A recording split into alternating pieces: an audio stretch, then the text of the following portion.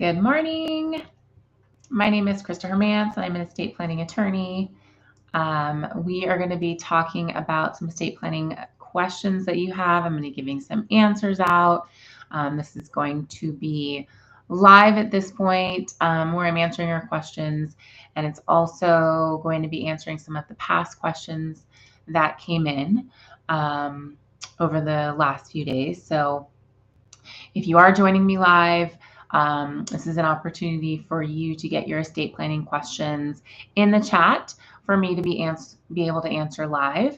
And then I will also be, again, answering some of those questions that were submitted either to me in chat from previous ones, maybe sent to me in messages, but just an opportunity for you to be able to get your estate planning questions answered. Okay, so if you do not know me, again, my name is Crista Hermance. I'm an estate planning attorney. Our firm is licensed to practice in the state of California, and we help clients throughout the state. The focus is going to be on wills, trusts, probate, trust administration. Maybe somebody's passed away, not really sure of next steps, or a lot of the questions that we've had that have come in this week have been specific to like scenarios, like when is an estate plan needed? At what point does a family with young kids maybe need an estate plan? So those are some of the questions that we have gone through this week. So again, if you're joining me live, please feel free to put your questions in the chat and I will get to those. And do you want to start off with a specific question today? And that first question is going to be related to healthcare. So a lot of times when people think about estate planning, they don't necessarily think about what that healthcare even comes into estate planning, right? Like you think of estate planning as more of like for somebody dying and like what happens to their stuff.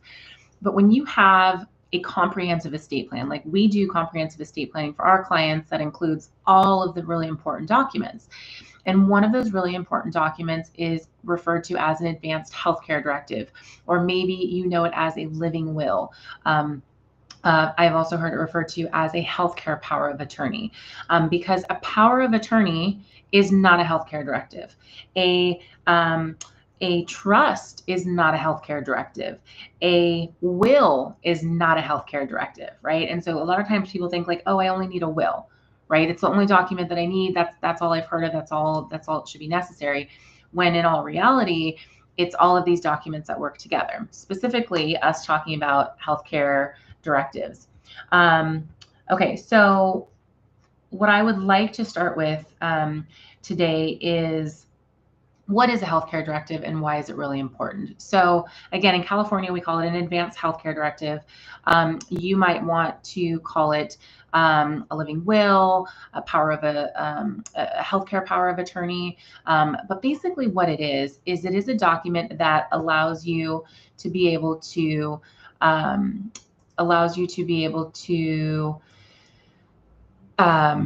say, if something were to happen to me from a healthcare perspective, these are people that I want to be able to make healthcare decisions for me. So these are your agents, right? And generally, I would recommend identifying one primary. If you're married, it could be your spouse. It doesn't have to be. It could be anybody that you trust that's over the age of 18 years old. And so it's somebody that you know in an emergency situation is going to be able to be there for you, to be able to make any of those really stressful decisions in that time of probably a lot of emotions that are going on. So one primary, two backups. So you would have a total of 3 agents listed basically in the order. Like, this is my number one, here's who I want as my backups. So that's one part of the directive, is them being able to essentially make decisions for you if you didn't have the capacity to do so. And when I talk about capacity, it's more of you don't have the mental ability to understand, if I make this decision, this is what is going to happen as a result. Maybe it's somebody that, if there's dementia or Alzheimer's, maybe it's somebody, there's a car accident and they're in a coma, something that they don't have the mental awareness. The other side of the advanced healthcare directive is the ability to be able to say, well, if something were to happen to me and I didn't have the ability to, here's how I would want my medical decisions made, right? So you can say, in there, I would want organ donation for transplant purposes, or I would want no organ donation at all. If you wanted to have your remains buried or cremated, or maybe up to your personal representative, that's another area that you can include in that advanced healthcare directive. The last one that we look at on there is the if you were in a persistent vegetative state, right? Would you want to be kept on prolonged life support, or would you want to be taken off? And so those three questions are really big healthcare decisions that would be in your advanced healthcare directive for you to be able to identify, okay, here's who I want making decisions if I can't do it, and here's some of the decisions that I would want, right, that are documented in a legal document and signed so that they are legal. Without having this document, family members could be kept out of being able to make decisions for you, right? Not being able to get any information as to what's going on. They may not be able to make decisions. There might be issues if there's no documents where family members don't agree on the course of action. And in which case, if there is a disagreement, it may be something that would have to go in front of a court for a court to decide. And so that's why having this estate planning document, the advanced healthcare directive, is so important, because then it makes sure that whatever your wishes are, they are clearly documented. Okay. If you're just joining me, I'm doing estate planning questions and answers. So please put any questions that you have, wills, trust, power of attorney, advanced healthcare directive, in the chat, and I will get to them. I'm just kind of wrapping up talking about advanced healthcare directive. If you do not have an advanced healthcare directive and you are in the state of California, if you put healthcare in either the chat or send me a message with the word healthcare, we will send you a link for a free advanced healthcare directive.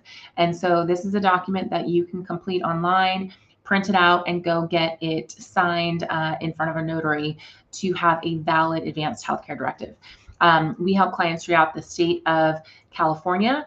So if you're in California and you need a comprehensive estate plan, we're here to assist you. If you are outside of California, we can't assist you, I'm sorry, but we do work with amazing attorneys all over the country. So just send us a message with the state that you're in, and we can send you those contact details. Okay. I do see some questions coming in, so I will get to that in just a moment. Okay, the other thing that I want to mention about the advanced healthcare directive that I think is also really important to consider is anybody over the age of 18 should have an advanced healthcare directive. So if you are a parent with college age kids, or maybe your kid just turned 18, maybe they're still in high school, when a child who is a minor now turns into the age of what we call majority from a legal perspective, they're now an adult, right? They're an adult because they're 18. But a lot of times, what we find is that when they reach the age of 18, they still want their parents to have some input, to be able to be there to help. And so this is where having those adult children that are now 18, even through like 18 to 22, maybe 25, depending on how much help they want or how much they want you involved, should have an advanced healthcare directive. Because the instant they turn 18, you are no longer, even as a parent, able to get healthcare information if they are not able to give consent.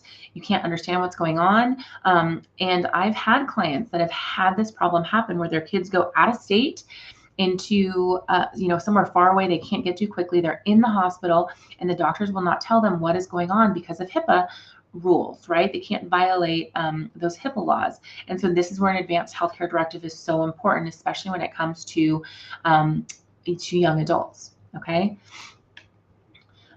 I see some questions that have coming in, so I'm going to go ahead and get to that first one here. Can a power of attorney refuse surgery when surgery is needed to live? So there's probably going to need to be some more facts to understand this question specifically. But the doctors are going to be able to make that decision on if the surgery would be needed, right? Because their goal is to keep that person alive. And so I don't think it's as easy as just that they are able to refuse the surgery because the doctors are going to do what they need to do to keep them alive. It's more of just maybe the course of action that the power of attorney agent would be able to choose. Okay.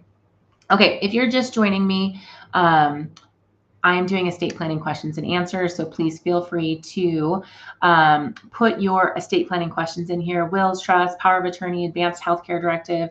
I am also, since we're really focusing on advanced healthcare directives today, I do want to, at least if you live in California and if you do not have an advanced healthcare directive, please comment healthcare in the chat or in the messages to me, and we will send you a link to be able to get a free advanced healthcare directive.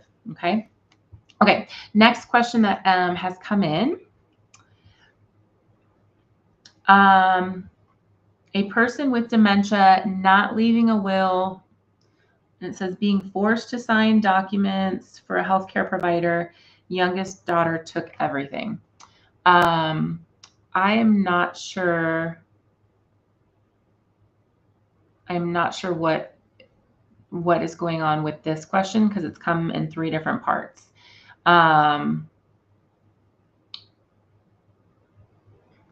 So what I want to say, at least with the comments that I see, is one, if somebody has dementia and they do not have capacity, they cannot legally sign a will, right? Because they lack that mental capacity.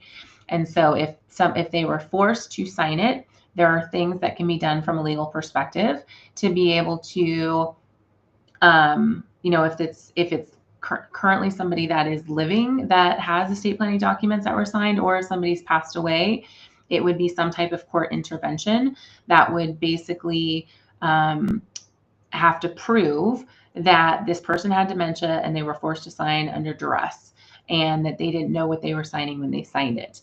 It is something that is done. It is something that we do because it does happen a lot, right? We see it. I have a few cases that I can think of right now where family members, where somebody's getting older and maybe they do have some kind of incapacity like dementia or Alzheimer's. And what happens is family members that are trying to take advantage could move in with the person into their house, could stop other family members from now coming to be able to see them, and prevent them from being able to talk to them, and really just closing them out from their life. And then they get them to sign documents where they don't necessarily have the mental ability to be able to do it. So there is a lot of legal work that needs to be done to be able to prove it, but it is something that can be done. Okay. Okay. Again, if you're just joining me, if you have any estate planning questions, that is what we're doing today. So please put your questions in the comments. If you are watching this in the replay, please feel free to put your comments in there or your questions in there, and then I will get to those questions on the next live that I do. Okay, I'm going to the next question that has come in. Hello, thanks for joining. Okay, who is in charge of the assets inside the house after the owner passes away and there's a trust? So if there is a trust, when somebody passes away, what we would call the executor or the successor trustee has that fiduciary responsibility to secure all of the assets and to make sure that the property within the house is going to be safe, so that it can be gone through, whether it needs to be appraised, whether it needs to be distributed, whether it needs to be sold. But it's the person who is named as that successor agent or the trustee should be the one that is taking control of those assets. We get a lot of cases where somebody passes away, whether there's a will or a trust, and people go to the home and just start taking assets out of it. And that is just not allowed, right? Depending on the circumstances as to what is the value of the assets. Is there a will? Is there a trust that identifies how this stuff is done? And unfortunately, procedurally, people don't follow those instructions. And that's when we would generally have to go to court to be able to get assets back, to get money for things that people are taking as a result of somebody passing away. And it's very unfortunate. Okay, just going through questions here. Hello, thanks for joining. So I'm doing estate planning questions and answers. So if you have any estate planning questions, please put those questions into the chat. And again, because I really wanted to focus on healthcare today and why an advanced healthcare directive is so important, if you are in the state of California, we have a free advanced healthcare directive for you. Please either send me a message or put it in the chat with the word healthcare, and we will get that free link sent to you so that you can get a free advanced healthcare directive. Okay, going to the next question in here. Who is in charge of the cars that are in the estate? So this is going to be very similar to the last question. It's whoever is in charge of, whoever the will says is going to be in charge once the probate court identifies and confirms that person, or whoever the trust says is in charge. So it really depends on what assets the deceased has, what documents they have, but generally cars would go under the estate of some sort. And usually when you have a probate, which is where there's assets that are not necessarily in a trust that have to go through that probate court proceeding, the generally family members, maybe surviving spouse or adult children, siblings, somebody would come forward and petition the court for the ability to administer the estate, right? To put it through probate court. Once that person is identified and confirmed with the court, they will get what's called letters of administration. And that basically gives them the authority to now be able to act and, get information on all of the assets, start gathering them together in that probate estate, and the cars would come under one of those. And that's where the personal representative, that agent, would be able to act in that role. Okay. Okay. If you are watching this in the replay, again, if you have any estate planning questions, please feel free to put those in the comments, and I will get to those when I do my next live. And if you are joining me live, please feel free to put your comments in the chat. I do have some in here that I'm going to get to next. And it's, any questions relating to either healthcare from an estate planning perspective, wills, trust, power of attorney, advanced healthcare directive. Again, we are licensed to practice in the state of California, but the information I think is still really good to just have a good understanding so that if you need help, work with an attorney in your state. And if you need a recommendation for an attorney, send us a message, as we work with attorneys all over the country. Okay. Next question I see here is, can a trust lawyer take sides when it comes to estate stealing? So they shouldn't, right? The purpose of the lawyer when it comes to, and here I'm going to make some assumptions on some of the facts because I need to be able to answer this question. So here I'm going to assume that somebody has passed away and that a lawyer was hired to help administer the estate. And so can a trust lawyer take sides when it comes to estate stealing? So the lawyer that is hired to help administer the estate is representing the executor or the trustee of that trust, right? They are representing the person who is in charge of following the instructions, whether it's through a trust or maybe through probate court. The trust lawyer isn't necessarily taking sides when it comes to any of the assets. Their responsibility is to make sure that the person that is in charge, that hired them, that executor or agent or personal representative, they are representing that person to act in the best interest of the estate. And so the agent, personal representative, executor, whatever name it is, because it depends on the document, has a fiduciary responsibility to administer it where there is no bias between any of the beneficiaries. And so they should be acting in that capacity. And we see that that does not happen. And I see it all of the time, especially when you have maybe one sibling who is the oldest sibling and they are now in charge when a parent passes away, and they're doing things that probably they shouldn't be doing. And now the other beneficiaries, the other siblings, are having to pay the price as a result.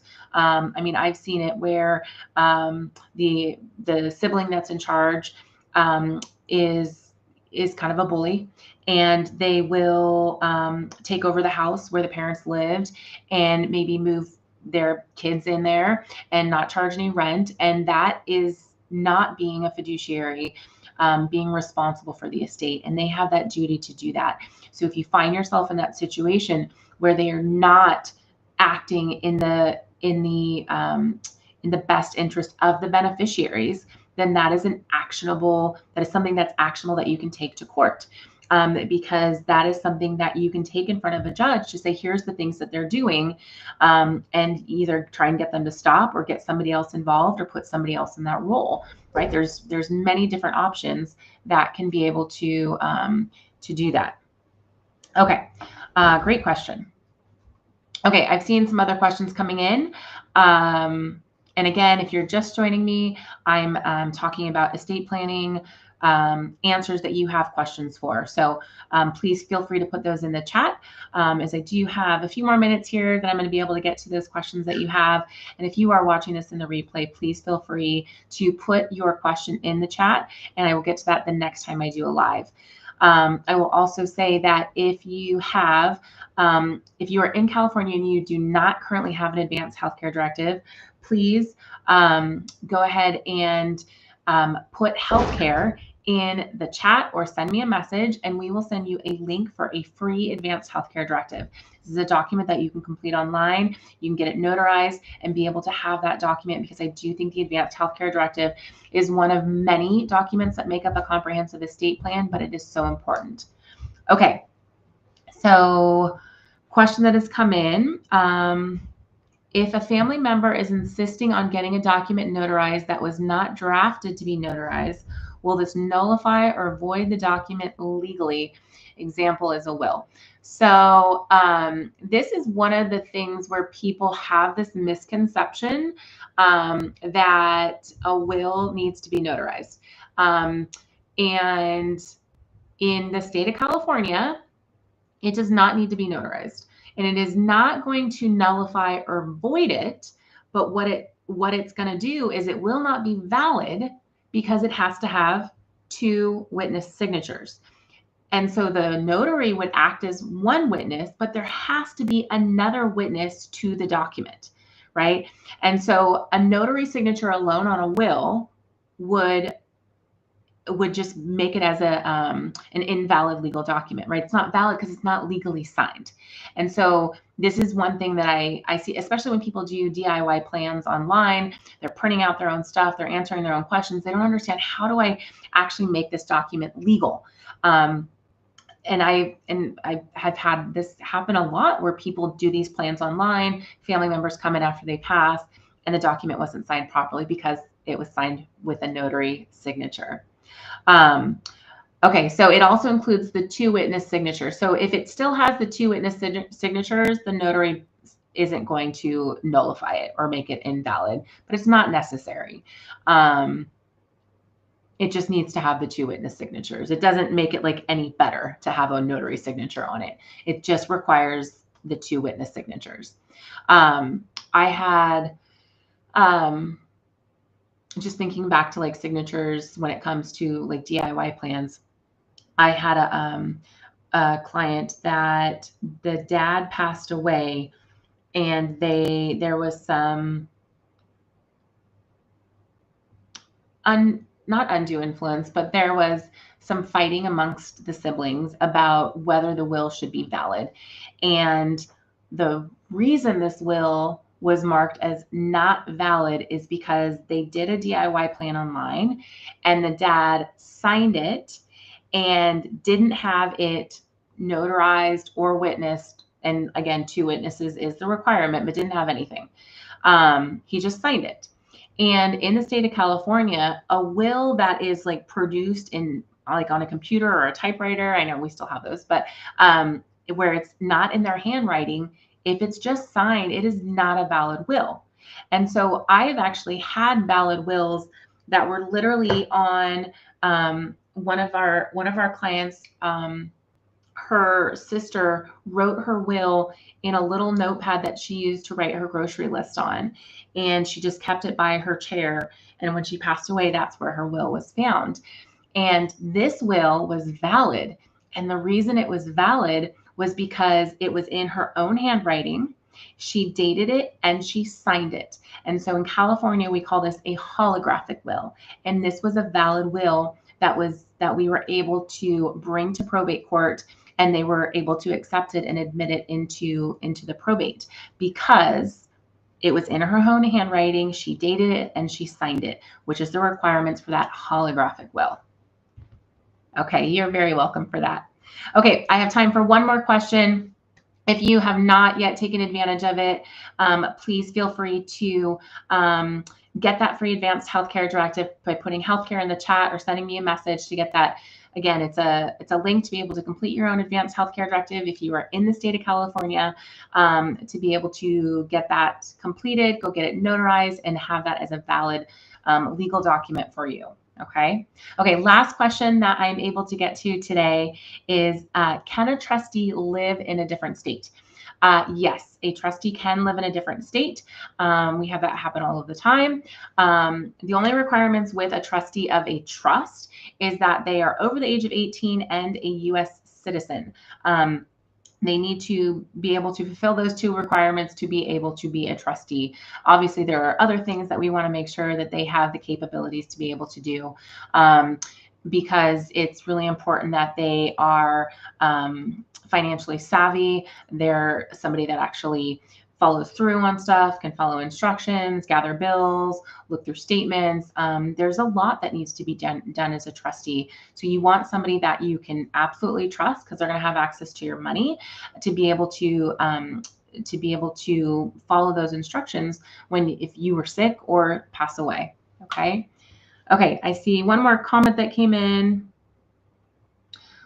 Super informative. Thank you. I'm going to follow you.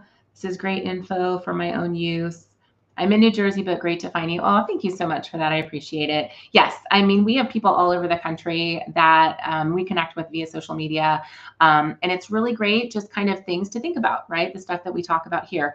Because while if you're in New Jersey, obviously we can't help you here, but I know some great attorneys in New Jersey that if you ever did need some assistance, please reach out.